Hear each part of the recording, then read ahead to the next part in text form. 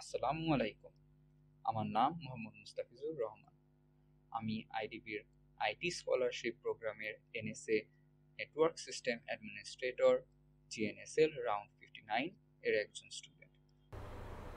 আমি আপনাদের সামনে WDS উইন্ডোজ ডিপ্লয়মেন্ট সার্ভিস ব্যবহার করে কিভাবে WDS Windows deployment service VXC বুট ব্যবহার করে কিভাবে একটি ডিভাইসে নেটওয়ার্কের মাধ্যমে উইন্ডোজ বুট করতে হয় সেটি দেখাবো।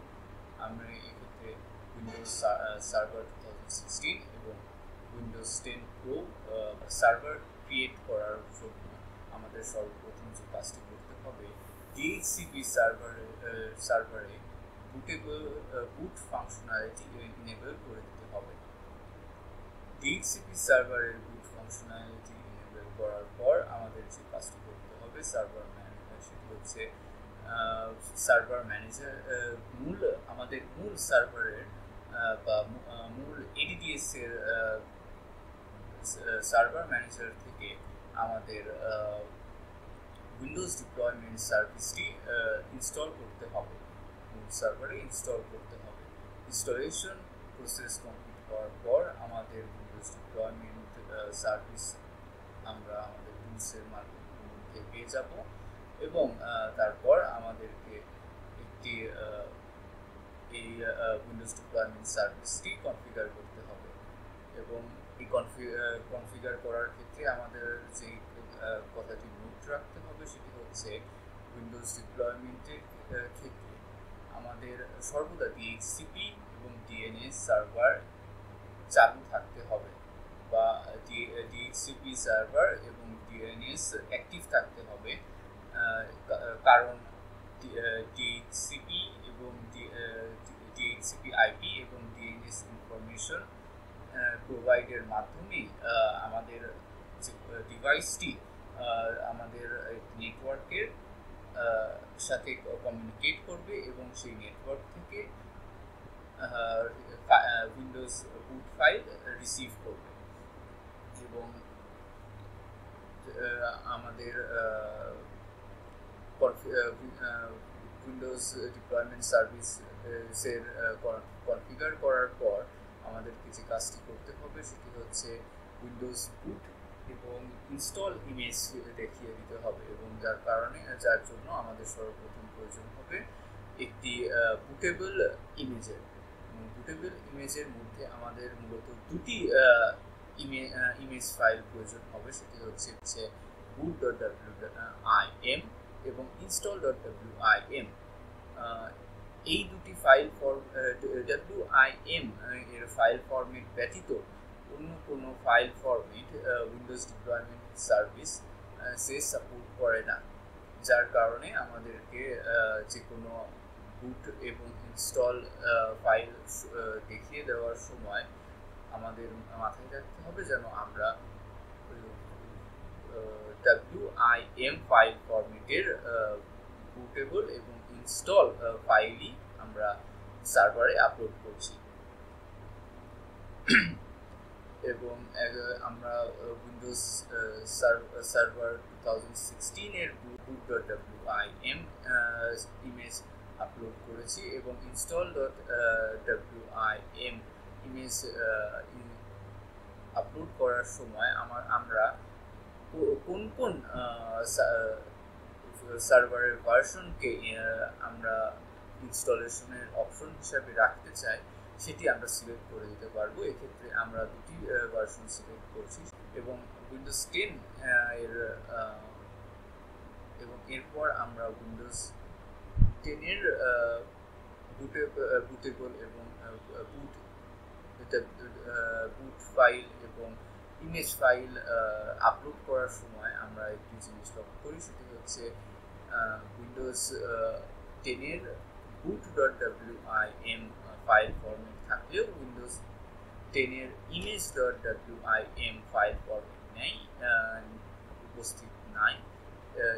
উইন্ডোজ 10 এর ক্ষেত্রে install.est ফাইল ফরম্যাটে এটি সেভ আছে।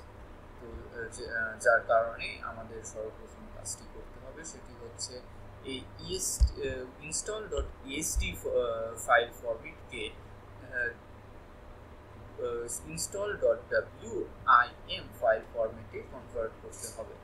এবং এই কনভার্ট করার জন্য আমরা যে কাজটি করতে পারি সেটি হচ্ছে পাওয়ারশেল ব্যবহার করতে পারি। পাওয়ারশেলে আমরা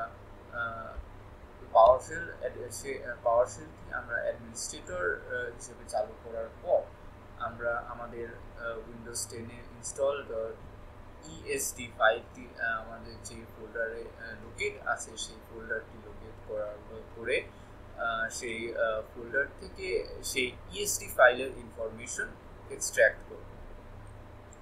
এবং est ফাইলের ইনফরমেশন এক্সট্র্যাক্ট করার পর আমরা যে জিনিসটি দেখতে পাচ্ছি যে এই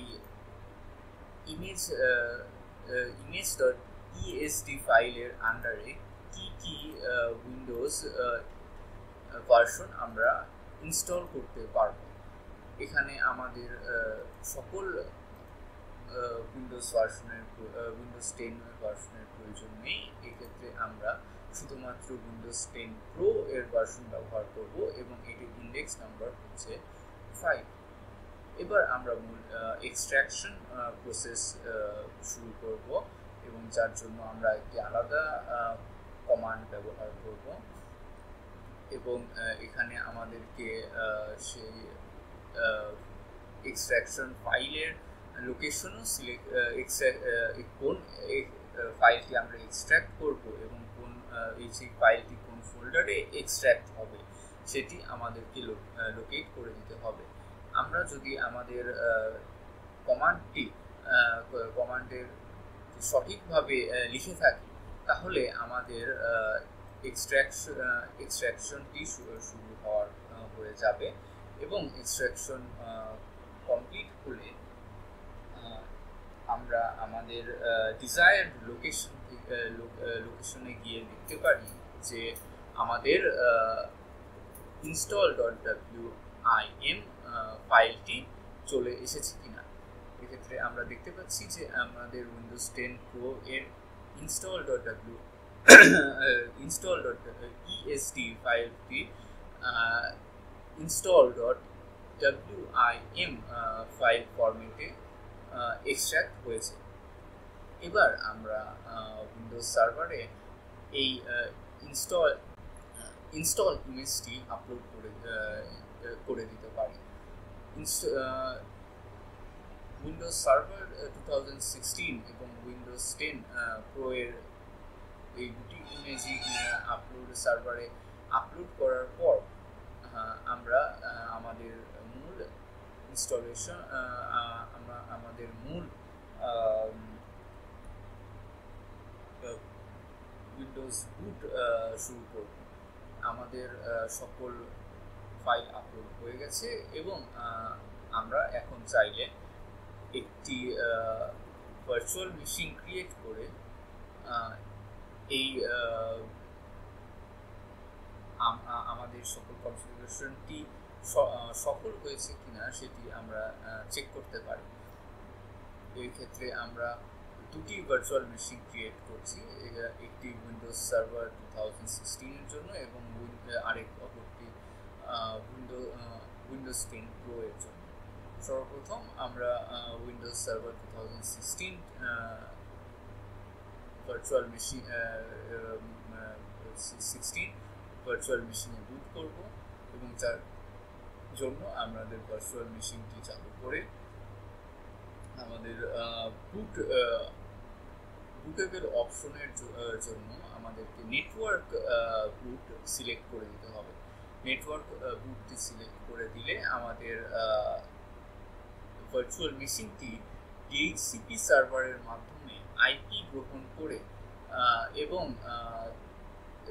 ডিএনএস সার্ভারের সকল ইনফরমেশন গ্রহণ করে এটি আমাদের বুট ফাইলটি লোকেট করার চেষ্টা করবে এবং বুট ফাইলটি লোকেট করতে সক্ষম হলে এটি মূল ইনস্টলেশনটি শুরু করবে। আমরা দেখতে পাচ্ছি যে আমাদের ভার্চুয়াল মেশিনটি সফলভাবে উইন্ডোজ নেটওয়ার্ক বুটের মাধ্যমে উইন্ডোজ বুট ইমেজটি লোকেট করতে পেরেছে এবং ইনস্টলেশন প্রসেসে ইতিমধ্যে ডিভাইসটি চলে গিয়েছে এবং এখানে আমাদের ইনস্টলেশনের ক্ষেত্রে যে কোনো সাধারণ উইন্ডোজ ইনস্টলেশনের মতোই ইনস্টলেশনটি কাজ করবে এবং এক্ষেত্রে আমরা ইনস্টলেশনের সময় যেহেতু আমরা এটাকে এই ডিভাইসকে এই ভার্চুয়াল ডিভাইসকে উইন্ডোজ সার্ভারের জন্য ইনস্টল করবো সেহেতু আমাদেরকে উইন্ডোজ সার্ভার 2006 বুট ইমেজ সিলেক্ট করে দিতে হবে এবং বুট ইমেজটি সিলেক্ট করার পর আমাদের ইনস্টলেশনটি শুরু হয়ে যাবে। ইনস্টলেশন কমপ্লিটের হয়ে গেলে আমরা দেখতে পাচ্ছি যে আমাদের সার্ভারটি আমরা সম্পূর্ণভাবে কাজ করছে এবং এক্ষেত্রে সার্ভারের সকল ফাংশনালিটিও আমরা ব্যবহার করতে পারি। এবার আমরা উইন্ডোজ 10 এর ইনস্টলেশনটি শুরু করব। উইন্ডোজ 10 এর ইনস্টলেশন করার জন্য আমাদের উইন্ডোজ যে WDS উইন্ডোজ সার্ভার ইনস্টল করেছি সেটি বন্ধ করে আমরা উইন্ডোজ 10 এর ভার্চুয়াল মেশিনটি চালু করব এবং এটি চালুর পরও ঠিক একইভাবে আমরা এটি বুট করার জন্য নেটওয়ার্ক বুট সিলেক্ট করব এবং ঠিক সেই একই প্রসেসে নেটওয়ার্ক বুট সিলেক্ট করার পর আমাদের ভার্চুয়াল মেশিনটি DHCP সার্ভারের মাধ্যমে আইপি পেয়েছে এবং